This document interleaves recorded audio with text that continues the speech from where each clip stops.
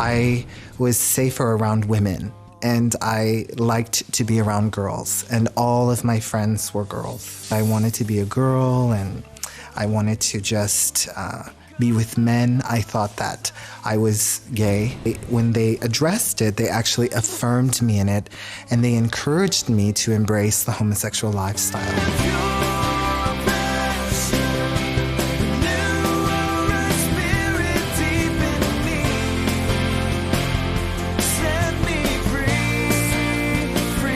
When I started to see that the people in front of me that were loving me actually had a real relationship with the Lord, that's when I realized this was real. God was real. Welcome to Pure Passion. My name is Jonathan Daugherty, and I'm your host for today's program. If you listen to the voice of the media today, it's very likely that you believe that homosexuals are born that way and that they cannot change. You've been told that free sexual expression is harmless, and that if someone chooses to be a drag queen or a prostitute, that it's their choice and that it's unloving and hateful for anyone to question the wisdom of that choice. Today's guest was all of those things, and he has something to tell you. My name's Daniel, and I grew up with my mom, and my dad was in the picture until I was about a year and a half. He was very physically abusive to her, so she immediately got out of the relationship. And so I grew up without a father until I was about 4. I had a stepfather that came into the picture. He was a very abusive man as well, and he was an alcoholic.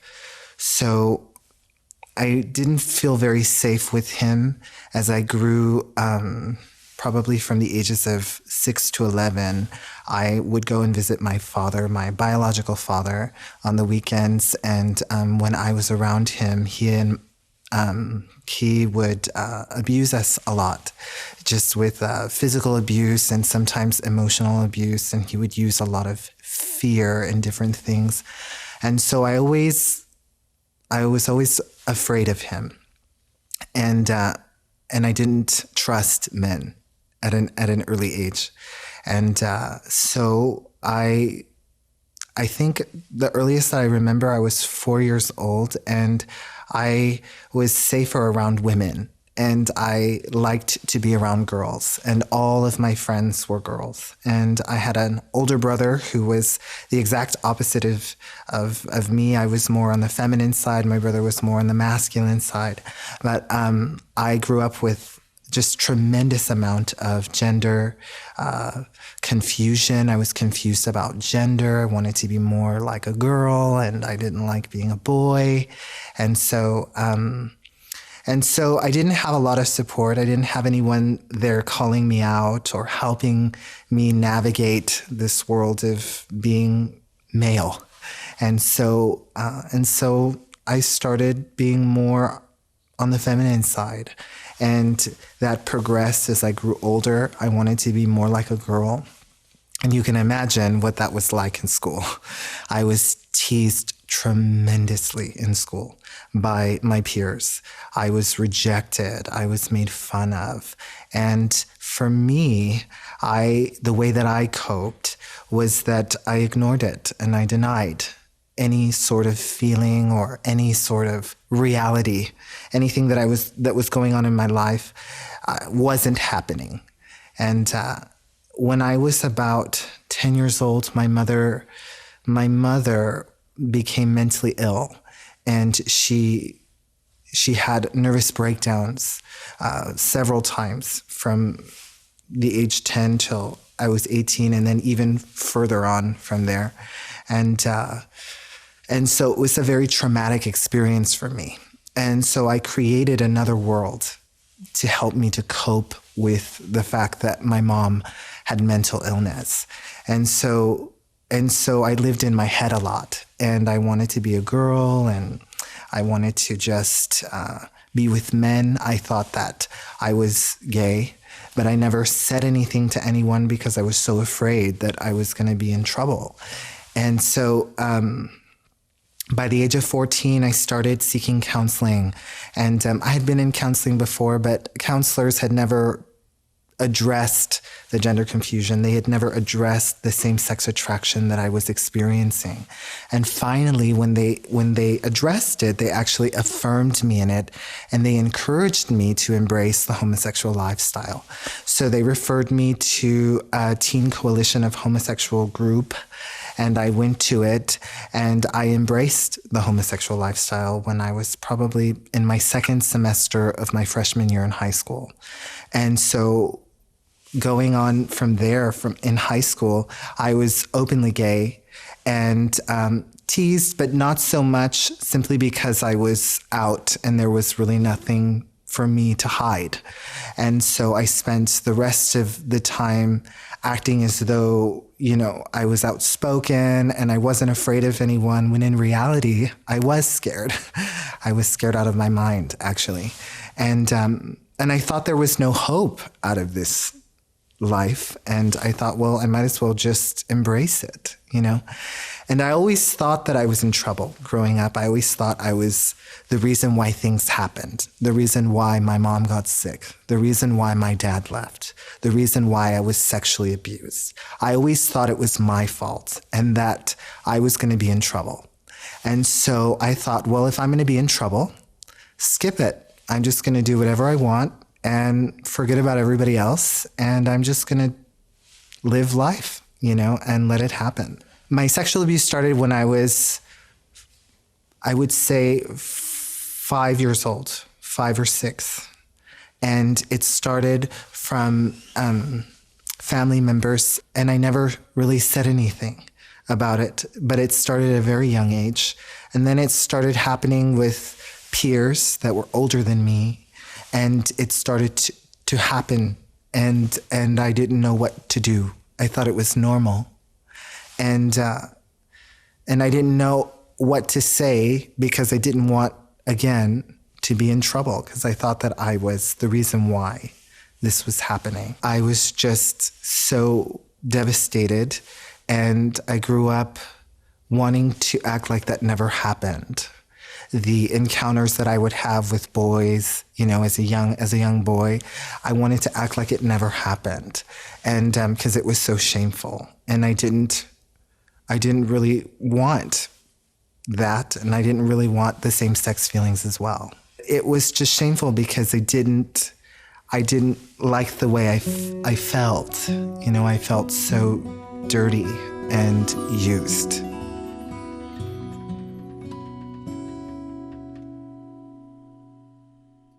In my teen years, I thought that I could consent to different things, that I could consent to sexual activity.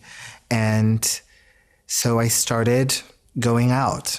And I lived in Texas, and I lived in South Texas near the border of Mexico. And the thing to do was to go to Mexico and to drink and to go to the bars. And there was a lot of underage drinking going on. And even in the town I lived in, there was a gay bar that I was introduced to at the age of 15. And I was allowed to go into that bar. But they knew that I wasn't 18 because I didn't look like an adult. I still looked like a teenager. And they knew that. The owners of the bar knew it.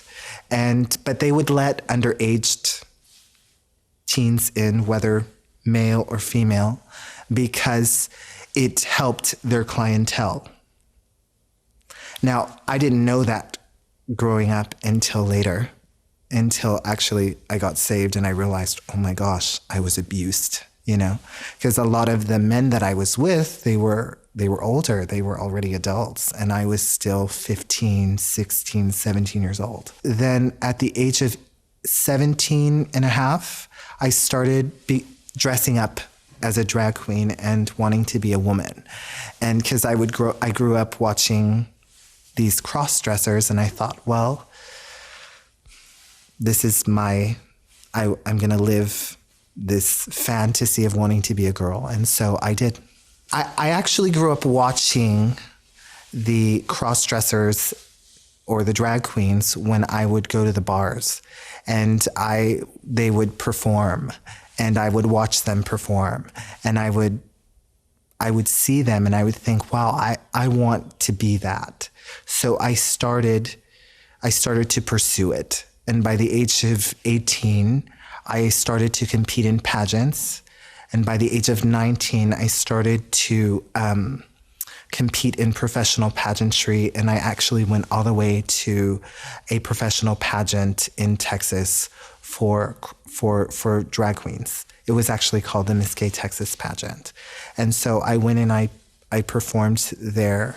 And, but I remember sitting there and thinking to myself, why am I here? What is this life about? There's actually all of this, and there's no joy. There's no joy in my life. There's no answers to the questions I'm asking. And I don't know who I am. And so I started to go on a journey of trying to find out, Lord, if you don't want me to be doing this, then I need you to show me what you want me to be doing. I remember going to the youth group when I was a freshman in high school. And then I was dealing with addiction, drug addiction. I was dealing with even suicidal ideation and even trying to commit suicide. And I remember being 16 years old, and there was a neighbor who was a believer.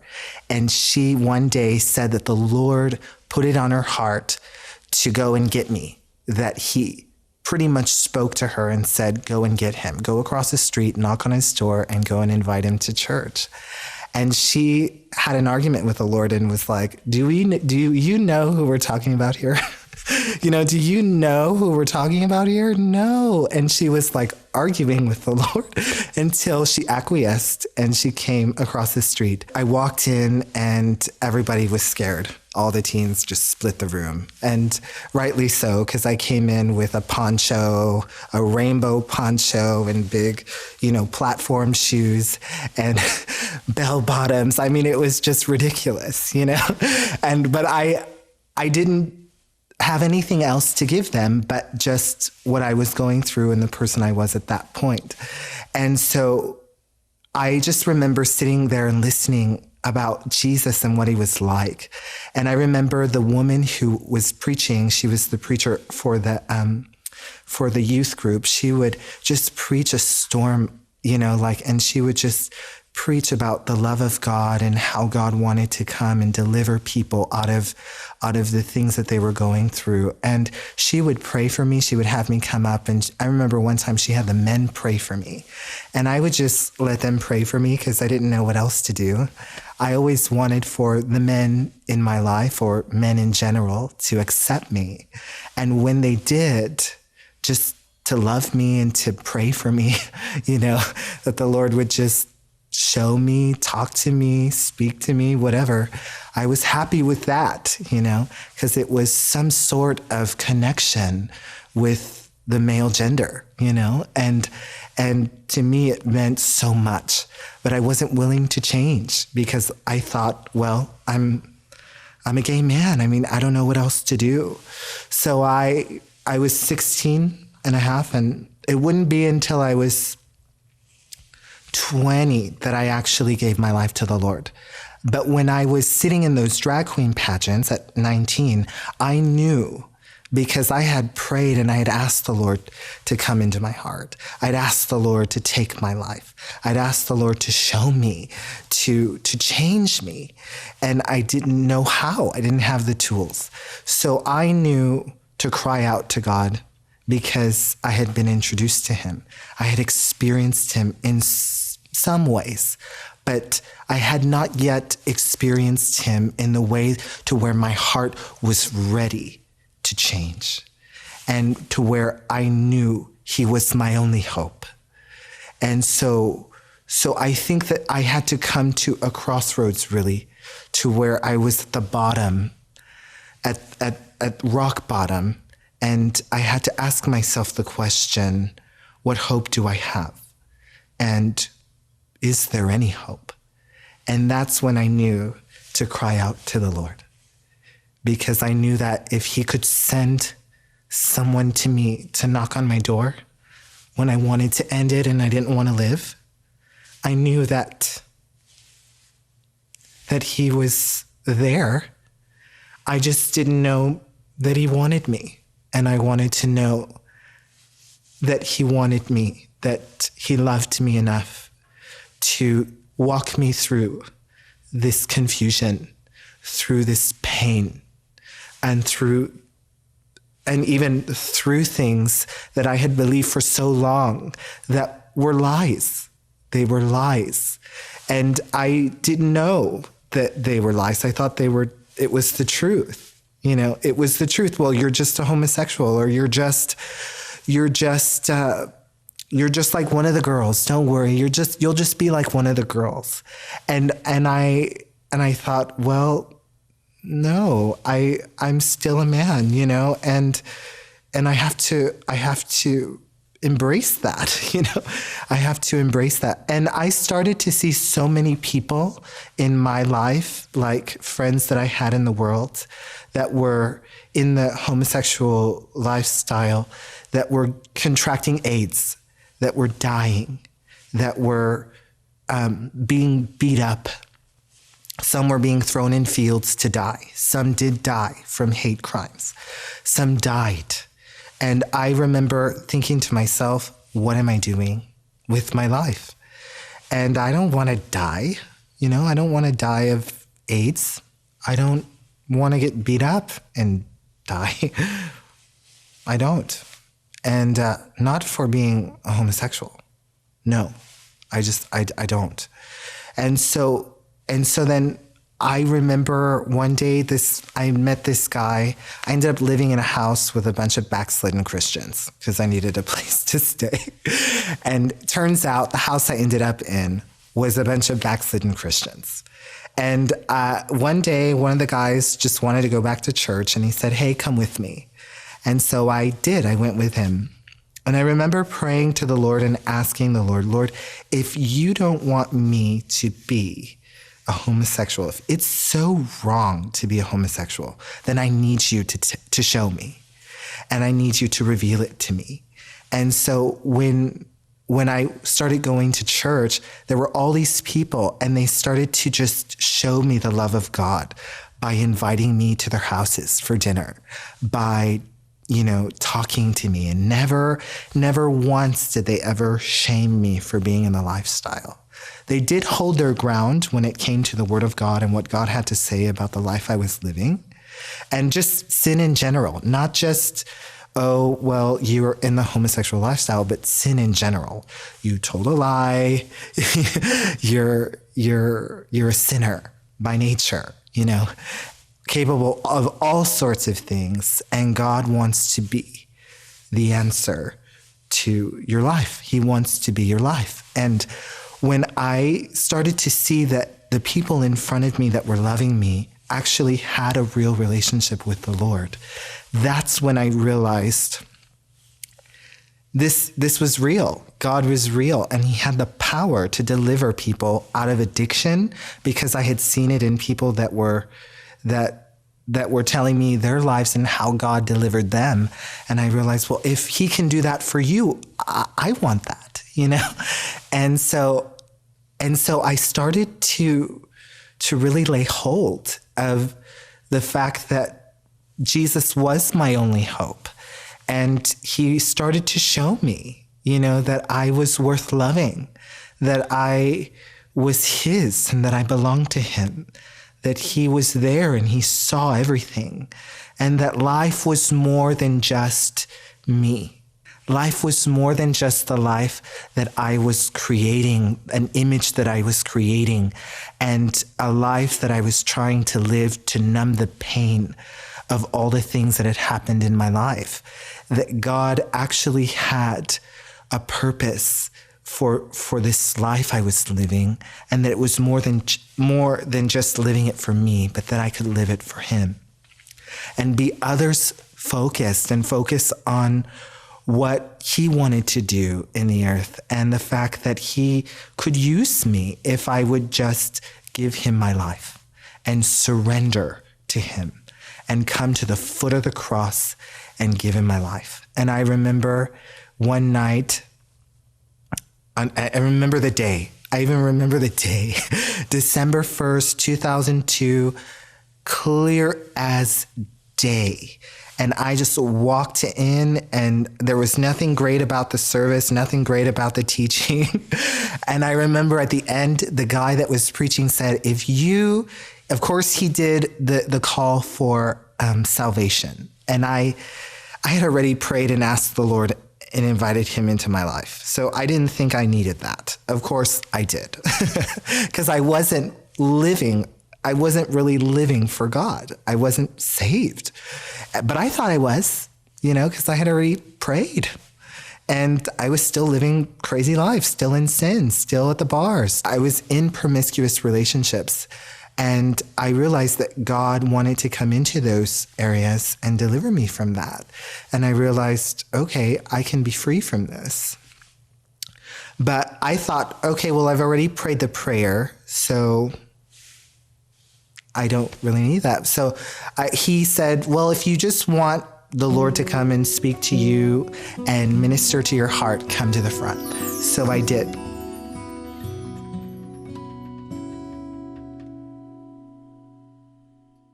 And I came to the front, and people started praying for me. And I remember there was this man, and he prayed for me. It was the father of the minister that had ministered that night.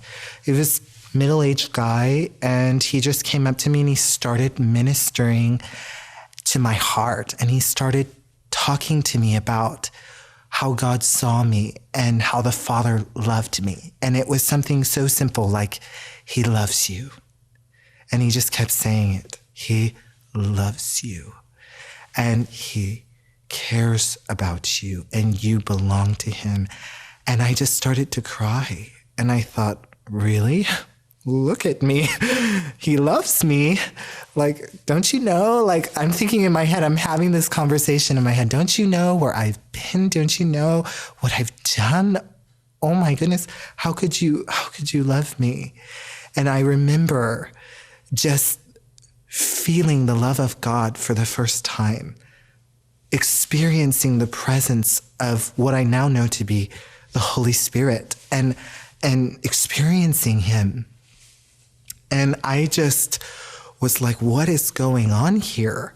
It was like the Lord had entered me just as this man was speaking to me, and I was crying and just belting out a cry. It was like I had never cried like that in my life.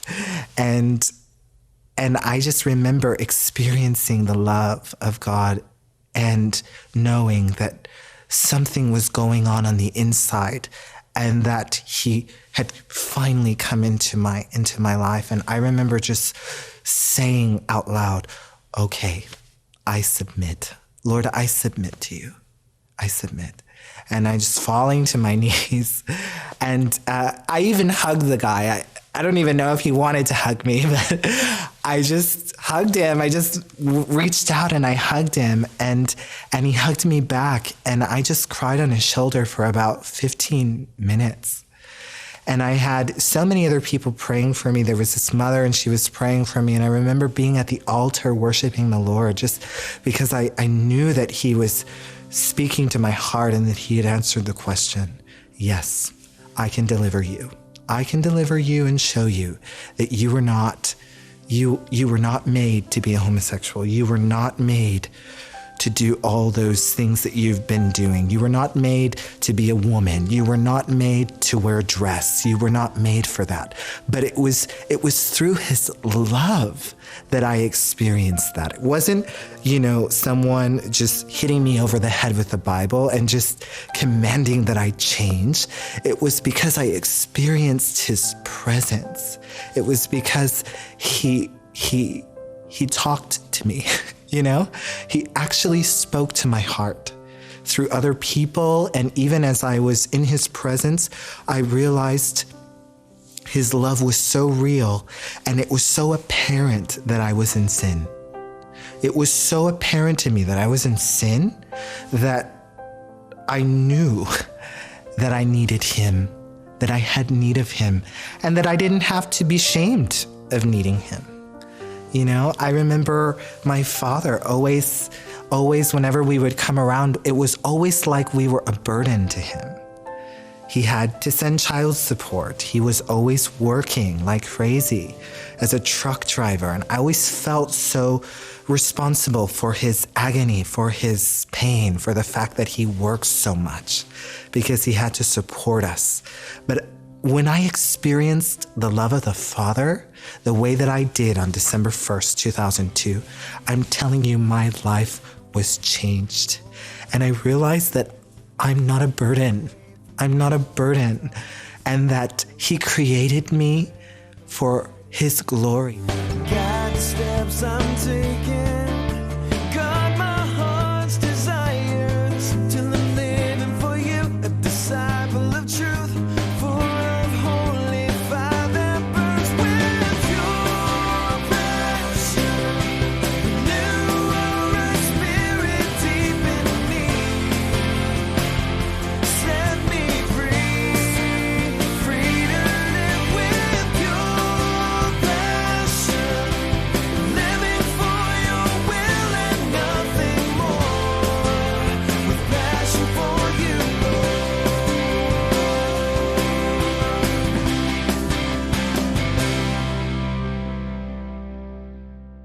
Alpha,